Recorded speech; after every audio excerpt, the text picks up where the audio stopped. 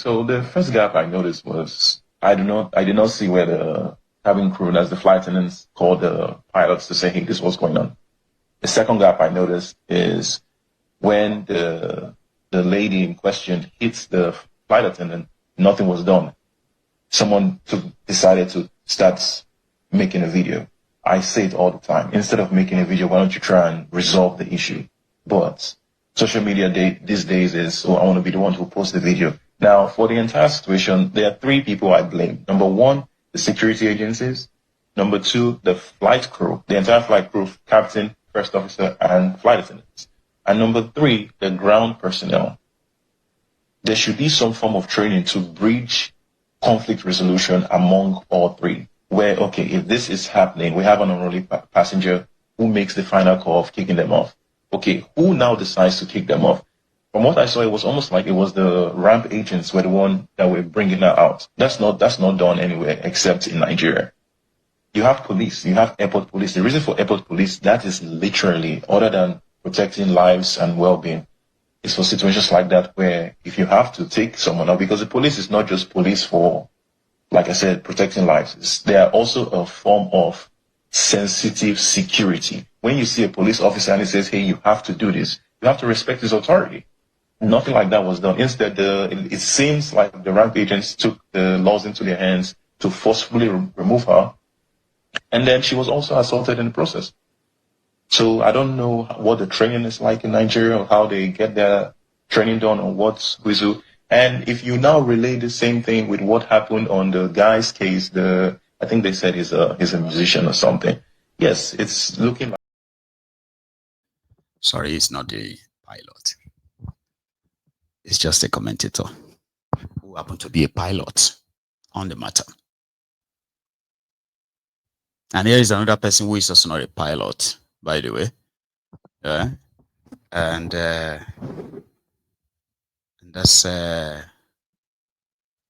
Isaac Fayushi. Listen.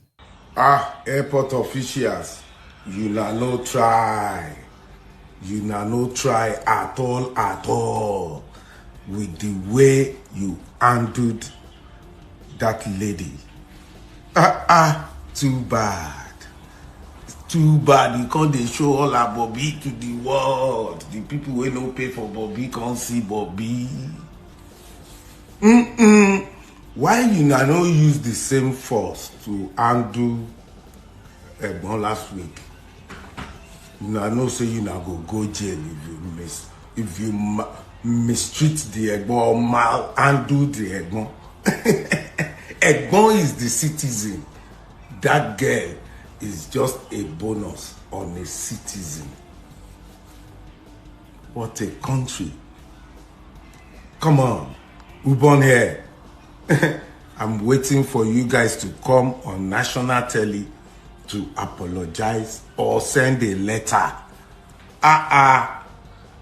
Come on.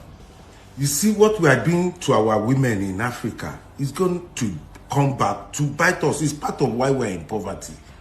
Because a country that does not treat their women right, that country cannot grow. A country that can expose their women, Bobby, to public like that, no respect. Even if the girl now Olosho, does she deserve that? And last week we saw the one that is bigger, but it was differently handled. So you Nigerians working in all those places, you are part of the problem, not just government, because you fear your oppressors more than your job. That's what is happening. Our women, we are sending them to extinct, endangered species, because we now relegate them, we treat them shabbily. Look at the way we treat women on the national issue. Airport problem. Look at the way they treat the girl. And see the way they are treating Natasha Akpoti-Oduaghan. See the way they are treating her. Even with court's judgment, they still fenced her off. So we are saying our women don't matter. Because what is good for Ibom, you supposed to pass on to this girl, even to cover you in her face. You are not supposed to hurriedly packaged the girl to go jail. She's unable to talk now. Don't close her mouth.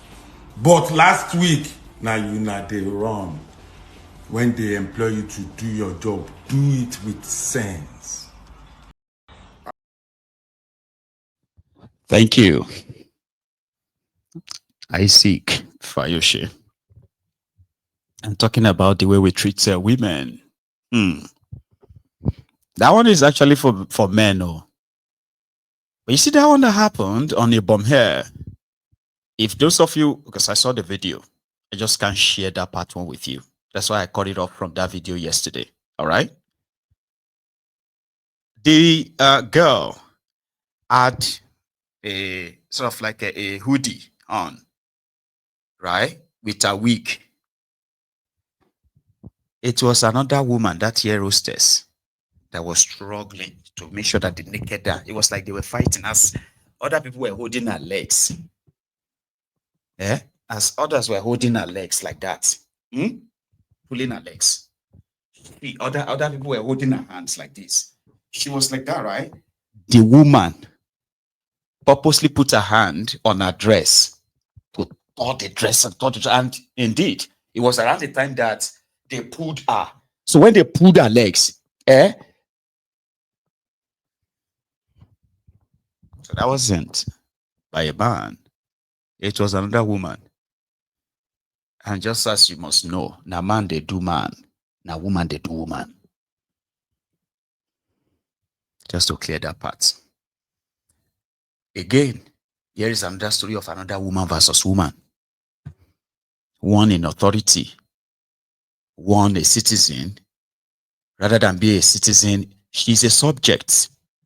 Nigerians are not treated as citizens. There is a difference between, in fact, there are many differences between being a subject and being a citizen of a country.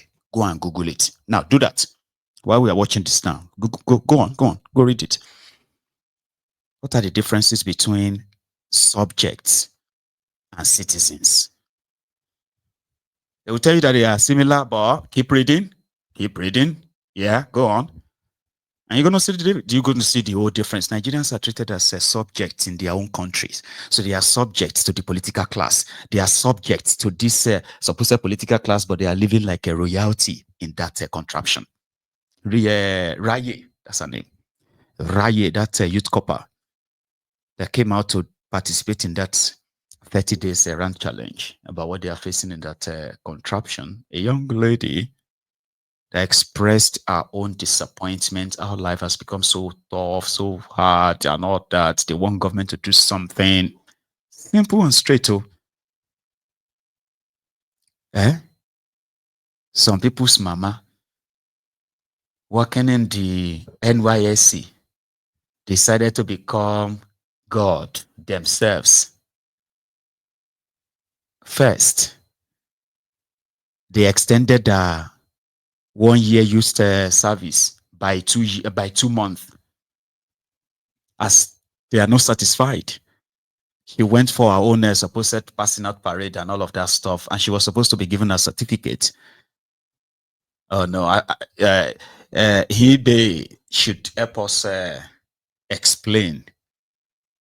Baba, a woman who was supposed to kind of like a woman there told her, sending her back to the end of the queue, the queue. And finally, she decided to hold on to the certificate, only for the NYSC to now release a statement. And they said the girl didn't show up for a passing out parade or something. Yeah, that's Nigeria. How we treat our women. Let's bring the issues into proper perspective now as Raye's lawyer joins us. Mr. Enibe Effiong is a legal practitioner and human rights activist. Mr. Effiong, thank you so much for coming through. Thank you. Good morning. Thank you for having me. Yes, indeed. And we've heard Raye speaking on Instagram Live in the last 12 hours, and she's, had a lot to say about how this has nothing to do with NYSC's explanation, but because of her criticism. But what can she present also to Nigerians as evidence that indeed she was available for that April clearance, for which NYSC is saying that she didn't participate in? Thank you for having me. I think this is a matter that Nigerians who have followed this case since March, when it started, closely would be able to make reasonable deductions.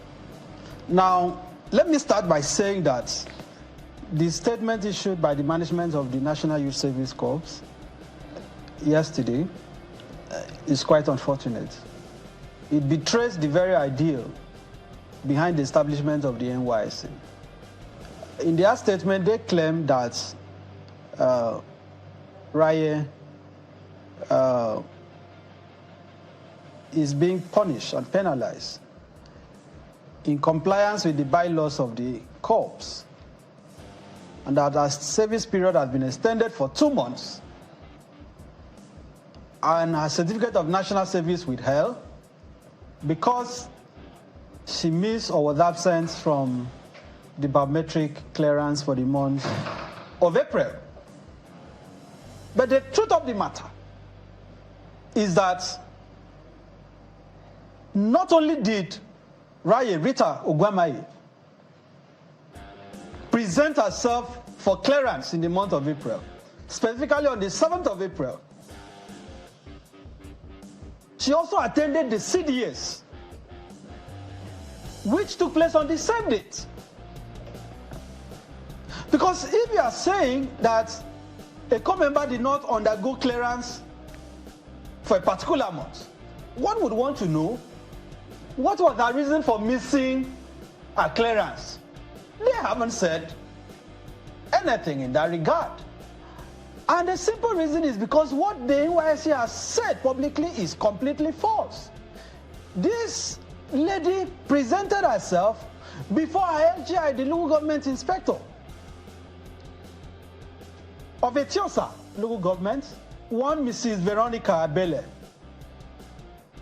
This is the same woman who not only ignored her, initially she claimed, oh, go and join the queue, go to the back. She complied, of course. It got to her turn again. She will send her to the back again. This lady spent 6 hours. Raye spent 6 hours hoping, pleading, begging, almost prostrating to be cleared. She refused to clear. And guess what? She sees her clearance letter. Because if you are saying someone has not been cleared, for you to be cleared as a corps member, many of us went through this scheme. For you to be cleared, you must have a clearance letter from your PPA, without which even the NYSC cannot clear you. That is even if you show up. I have corps members who are serving in our firm, and every month I have to sign their clearance to say that, look, these individuals have worked, they have reported at their PPA for the month under reference, please attend to them. That is what happens. She went there with a clearance letter from her place of primary assignment.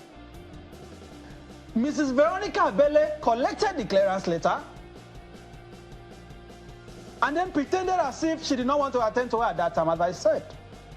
When she kept pleading, the woman now started verbally attacking her. She persisted. She then told her she was not going to clear her. Asked her to get out, that she would not attend to her. And Raye said, look, Madam Bed, please, assuming I have done anything by the NYSC bylaws, which is correct, I am supposed to face the court disciplinary committee. That infuriated the woman the more. That who are you to even make a suggestion about what the bylaw says? And ordered her to leave. What was she supposed to do after 6 hours? This is after she has seized her clearance letter. She sent her away. On the 11th of April, Raye went back to Mrs. Veronica Abele's office. This is a few days after the date for CDAs and clearance. Begged her, pleaded with her, please, claim me for the month of April. She said, no, I don't have a problem with you. Okay, but nothing can be done now. We have finished monthly clearance. This is 11th of April. Did she bring all this to your notice at this time in April? I'm a lawyer. I'm privy to these things I'm telling you. I'm privy to these things I'm telling you. As far back as April. Of course, and let me make it clear. Let's. Since when I born, you never seen this kind of abuse before. Turubu, I must abuse you. Turubu, number 1, Ogu Okiyapa. Turubu number 2, Ogu Okiyama. Turubu number 3, Ogu Okiya your children. Turubu number 4, Ogu go bury all your family. Turubu is a god to you. Turubu is a god to you.